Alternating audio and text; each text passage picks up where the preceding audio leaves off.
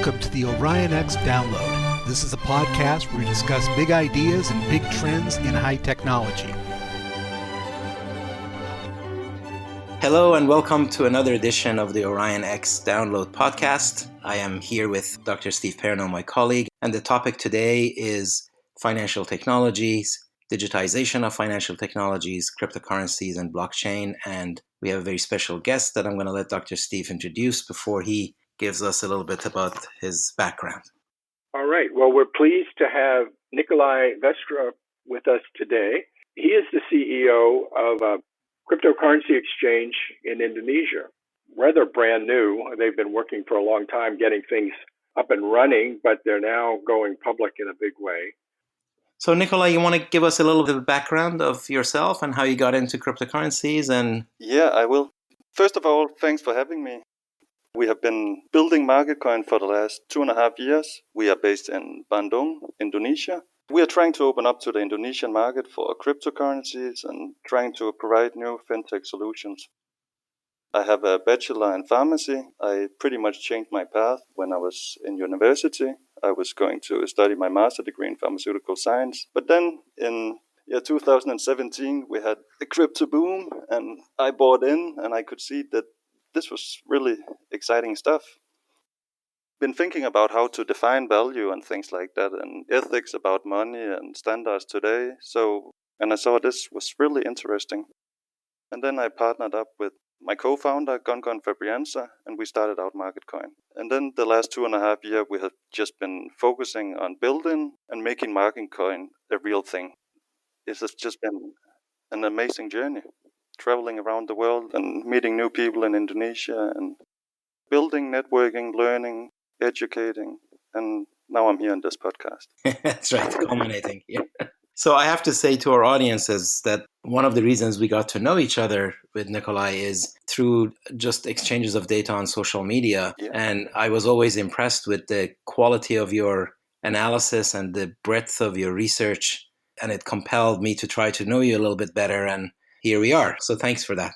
You're welcome. Right. Now, in order to get our discussion going, I want to do a little bit of a historical account and let you guys chime in, and then we take it from there. So my observation, as you said, Nikolai, is that Bitcoin comes on the scene and it at some point becomes unignorable. And as time goes by, that universe has been expanding of the people who consider it unignorable. And there was a time when it was really just about Bitcoin and about consensus algorithms and how does it work and how does cryptology comes in. Do we have blockchain without cryptocurrency? Do we have cryptocurrency without blockchain? Why do I use it? All of that. Then we moved to smart contracts and Ethereum became really famous. And that was the hot topic in the market. From there, we went to initial coin offerings that turned out to be a very effective way of raising funds, albeit not exactly kosher from a legal standpoint. It was unclear, at least. Then people started doing airdrops, which was priming the pump with coins that they would just hand over to people. Then stable coins became hot for a while, starting with Tether and then with others. That led to central bank digital currencies as another form of stable coin. And then in recent times, we've had security token offerings and then now initial exchange offerings. And of course, MarketCoin is an exchange. So in that context, what is the lay of the land?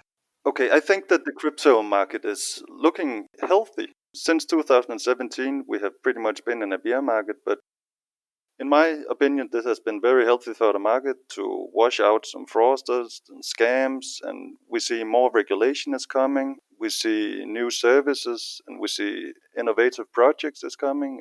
I still see that if we look at IEOs and STOs and ICOs also, there have been some poor performance also in the open market or the secondary market, you would call it maybe. But we see new solutions and they are easier and they are pretty low risk for fundraising, but still risky for outside. You don't get the security feeling like when you being an accredited investor like we see in normal market, but this is maybe a new market for the people. It's easy to invest, but it's also a bit risky. But we see more regulation is coming. Right. In fact, the whole regulation framework for these things is still very much work in progress as various governments try to understand what's going on themselves and then try to match it to some policy that makes sense for them. And I see countries really all over the map in terms of how aggressive or how conservative they're approaching this.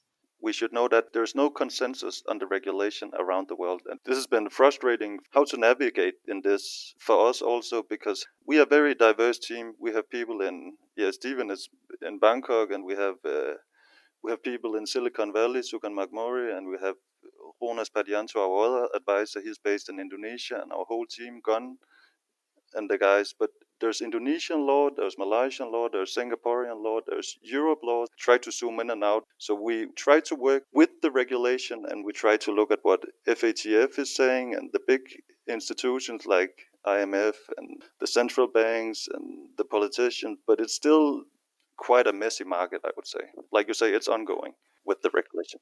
Yes, the broadest lens here when we're thinking about cryptocurrency is first to think about currencies in general. And around the world, all the currencies that we're familiar with are sovereign national fiat currencies. So my first discussion point or question for you, Nikolai, is what the heck is going on in the world where we've got negative interest rate across Europe for the most part? We've got growing debt burdens in governments, in banks, and in private hands. And we've got what seem to be increasingly unstable fiat currencies. You have a finance interest and background. So what do you see going on there? First of all, I think maybe we can zoom into that, but we can also try to zoom a little bit out. Because if we zoom totally out, let's look at how is value defined? How do we connect natural and social science? How do we measure things? How to connect things? And now we see we go from atoms to bits and vice versa. And we see that money is being created using hardware, software. And what I think we are doing right now in this moment, we are talking about ethics, about money and the standards today. Because right now, central banks, their main job is to make price stability for national currencies. They are the lender of last resort, but they also have monopoly on money, and they are together with the nation. So what we are talking about is fiat money. We can talk about the creation of money and the distribution of it. We could look at the layers, the players, wholesale and retail, and also all the markets around money, how to trade money and assets in general. Because it's kind of weird for me that everybody pay to play in this world, but not central banks. So what also interested me a lot is that we moved away from pegging our currency to a real asset. So maybe we should do it now. Maybe we should peg value to electricity. And after I found out about this, I was really much looking into this internet of value, and this is why we started building an exchange, actually, so we could call it a connecting hub or marketplace, because I think there's coming a new environment around money right now. And you can call it DLT, you could also call it blockchain, the structure behind it. But it's all about storage of value. And right now, I think we're actually discussing the ethics about value, if we zoom out totally. But if we look into the money markets right now, we see negative interest rates. We see depositors pay banks to keep their money, like here in Denmark and in Sweden, Japan. And we see this quantitative easing where people try to increase the money supply while purchasing government bonds from banks to increase liquidity, like these repo operations. They want to hit some special inflation points.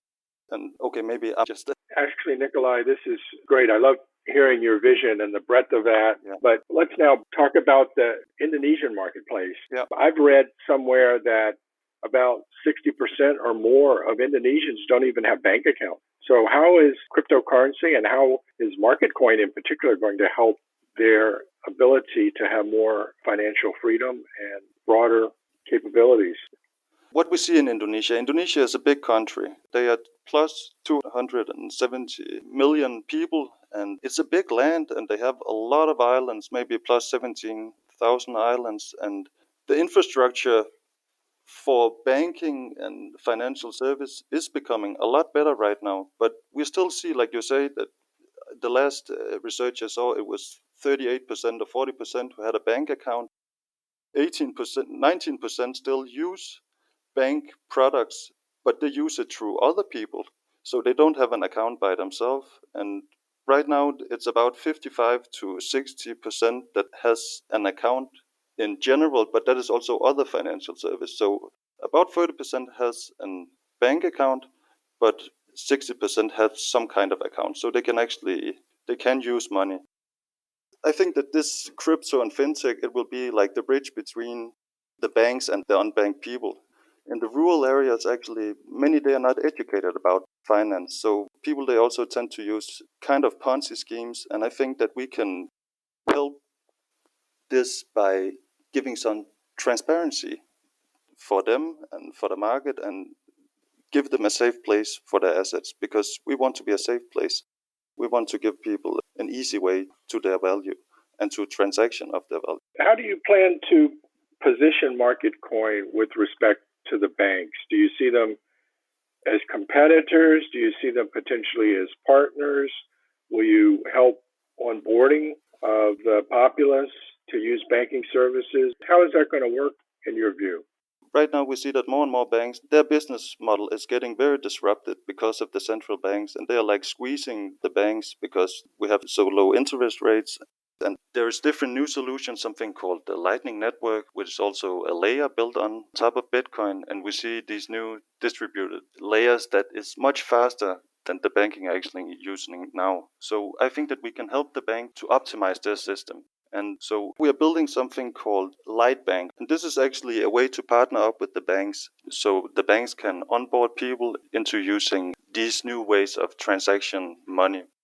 It's all about regulation, but I think they will start to use new networks. We also have to remember that the banks are the embodiment of trust and the regulation that goes around it. So their entire underpinning structure is the whole centralized model. And I think this decentralized model, and one can argue just how decentralized, but it's certainly more decentralized than the banking model, is fundamentally different. Yeah. So both that, but also the regulation around it is very different. We see now also that the banks need to do something, because the big elephant in the room right now is both Bitcoin, but also central digital bank currencies. Because what will happen if the central bank is making wallets? Then they're killing the banking industry. Because right now, the money is being held in the bank, and the bank, they have a relationship with the central bank. But if the central bank, they start to make retail money, they will kill the industry for the banks. And the banks don't make a lot of money at the moment. So right now we also see banks, especially in Germany and other places, start to do like this custodial wallet service where you also can hold your crypto, because they need to extend their business model to make money. So I think the banks in the crypto world, they are going to partner up in some way, because it's actually the same kind of business if we look apart from a lot of things, because we want to do the same. We want to be a safe place for people where they can have their money. So, Nikolai, perhaps we should help for our audience a little bit to talk just a bit about what's been going on in this world of potential central bank digital currencies. There have been a lot of announcements over the last few months, and it seems to have been triggered particularly by Facebook trying to enter the cryptocurrency world with their announcement of Libra in the middle of last year. And then there was a huge amount of reaction to that by central banks and other financial authorities, even Congress in the US and Treasury departments in Europe and so forth have been reacting to that. And what it's caused is an acceleration of interest by the central banks and projects to study implementing central bank digital currencies. And here in Asia, it seems like China's out front taking the lead, and they've been working on it for some time. And they say that they're going to release a digital yuan this year. There's a big consortium that just got formed that includes Canada, the Euro, the UK, Swedish Central Bank, Japanese Central Bank. They're going to cooperate on projects. And just this week, the chairman of the Federal Reserve said, yes, we've got a number of projects. We're looking at it. So these central bank digital currencies, as you've suggested, may allow the consumer to hold currency in a wallet, cryptocurrency that's tied to the national fiat, held in a wallet directly at the central bank. And if they hold it there, it bypasses the traditional commercial banking system. It's also, should the central bank make a wholesale currency or a retail currency? That is also a debate, because should we have accounts at the central bank? Should central banks check and screen new customers for KYC and illegal activities and things like that? Then they will take over the banking jobs, because That's kind of the retail way, but they can also make a wholesale currency. We see Fed is also talking about this. Fed now should be coming in 2023, a faster payment system, but that is probably a wholesale currency they're talking about. Mhm. But maybe their model will also get disrupted, and maybe they will make a retail. We don't really know if they're going to make wholesale or retail, but right now it seems like they're making wholesale first because they don't want to kill the banks from the start, but they need to go the retail way in one way or another, maybe.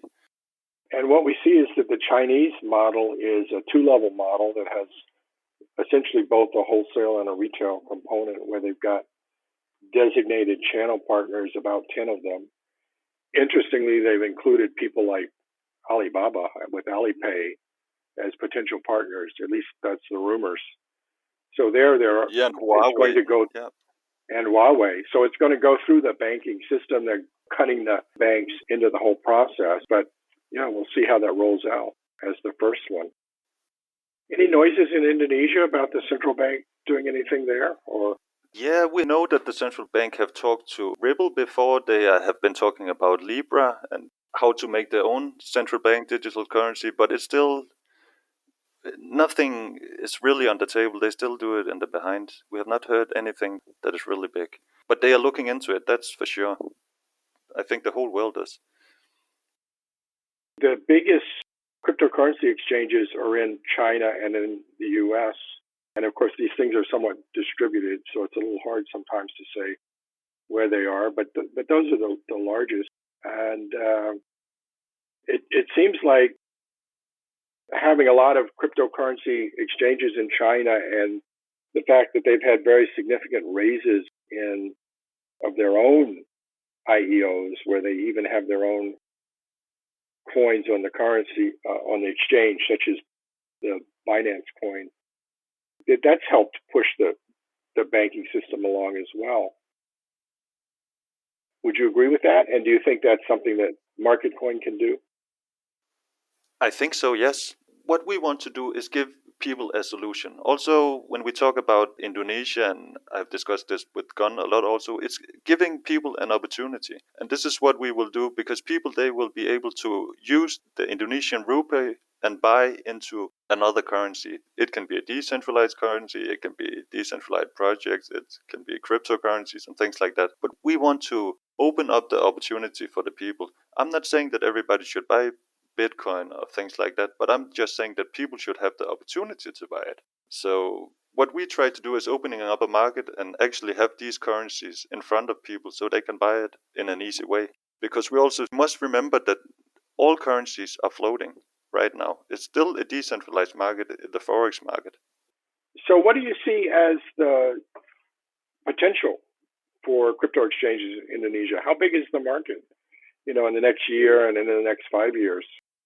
The market is pretty big. It's hard to say what's going to happen. And we have actually tried to use some of your models also, and you have been helping us a little bit. But we expect the market cap in the world could maybe be 1 to 2.5 trillion in 2025 for cryptocurrencies in general. And Indonesia, right now we see some good volume of some of the exchanges, and our daily job is to just optimize and show people that they actually have this solution, but the market seems big and healthy. We are projecting that we should be able to get quite a lot of customers, also based on that the Bitcoin halving is coming and cryptocurrency in general. And a lot of people, they also start to talk about what is value, and also in Indonesia. So I think that more people, they will actually try to learn about finance and actually try to become more educated in it. And by giving people a choice, I think that more people will look into crypto, and more people, they will look into their money. So this Bitcoin halving, what is that and when is that? The Bitcoin mining reward halves every 210,000 blocks. I think it's around 4 years. And this creates kind of some market cycles, because it's like a deflationary currency. Next time, probably in about 3 months, we will see a new halving, and we will see that the Bitcoin reward will drop from 12.5 Bitcoins to 6.25 Bitcoins per block. And that is every 10 minutes that you will get a reward for mining. So I think that we will get quite a growth in users. Of course, in the context of your bigger vision, which was the Internet of Value and how value is created, how it's accounted for, how it's transferred, Yeah. and going from atoms to bits, or at least commingling of the two, I think those are absolutely the right trends. And part of the reason the uses are not stronger is because all the different pieces aren't in place yet. And all the technology that you guys are building is an example of that. So I'm hoping that as time goes by and different components become built and integrated, we're going to have more and more use cases. The thing with fiat is that it is extraordinarily a powerful invention. That little paper money does a lot. It's a tough competition, in other words, right? Yeah. But it has also changed over the last year. If we zoom out again, there are different things in this because we have the technology change. Technology will speed up everything, and it will also speed how we transact and how we send. I can send a picture now. Why shouldn't I be able to send money as fast? And I can with Bitcoin. I can send from Denmark here to Silicon Valley in seconds, pretty much using cryptocurrency. And I don't need to go through all this settlement process and things like that. That's right. That is a very good use case right there. That is a use case, but also the value of money. What is money and what is value? This is also something we're discussing. Should there be monopoly on money like there is right now? Well, we have monopoly within regions. At the global level, in fact, the banking system appears to be quite decentralized. I mean, my joke is that traditional banking is decentralized because it's really hard to make it any more centralized than it is. Whereas crypto is centralized because it's really hard to make it any more decentralized than it is. And that both sides are working on their challenges. Yeah. If you look within a country, yes, there is a monopoly, and there is, of course, the sovereignty of the nation that is behind it. And those are very powerful forces. But at the same time, like you're saying, the technology is disrupting everybody involved. Exactly. And it seems like that Bitcoin is unstoppable. It's like also an elephant in the room because it's just growing on the side, becoming more and more valuable, and people they start to talk about it, and it's working. Yes, I think so. I actually think that there are probably a few other coins in that category Yeah, I agree. that have achieved some level of escape velocity, if you will. I agree. We can take top 10 or top 5 coins. A lot of these coins, they have great Yes. use cases. And Right. so it's not only Bitcoin, but that is just an example because it's like the entrance to all this cryptocurrency that is Bitcoin. So we can start out with that, and then we can also go through Ethereum, Ripple, smart contracts, and all these kind of things. Now, also the consensus mechanism about these coins is also changing a lot because like Bitcoin is based on proof of work, and now we see a lot of coins opening up into proof of stake. And yeah, there's a lot of debate into how should the coin be, but I still think that Bitcoin is the first mover in the big market and the most valuable. And yeah, look into some of Stephen's research also because he is giving a lot of good points about why Bitcoin is interesting. So, Nikolai, that may be a good segue into asking you what you're announcing this week and what coins you're having on the exchange initially and how you plan maybe to add additional coins and what are your plans for your exchange in general over the next couple of years. Also, how are you different from other exchanges in the Indonesian marketplace? We have a lot of plans, first of all. Our solution right now is that we are an exchange that are open 24 hours. We are open for all Indonesian people. They can go into the exchange and see charts, and they can make orders. They can get a custodial wallet, and they can hopefully soon also use the exchange as a payment gateway. Right now we have listed 3, actually 4 coin if we also include Indonesian Rupiah, but we have Bitcoin, we have Litecoin, and we have Liquid Bitcoin. A new coin that is pegged to Bitcoin, but faster than Bitcoin. And soon we are also going to introduce a stable coin. But this week we have been announcing that you can now do atomic swaps on our platform. An atomic swap is a coin-to-coin transfer. So you can now take your Bitcoin and switch it into Litecoin. And other than that, we are very much interested in microtransactions and how to lower the fees for retail users. So we are building something called Light Bank at the moment, and here we also probably want to partner up with some banks. This is more for like microtransactions, which is working on the Lightning Network. And The Lightning Network is very fast, and it's very fast for remittances. It's very fast to do arbitrage. It's very good for payment gateways, and it's cheap in fees. But the next years, what are we looking at? We want to become the biggest exchange in Indonesia. That is our goal.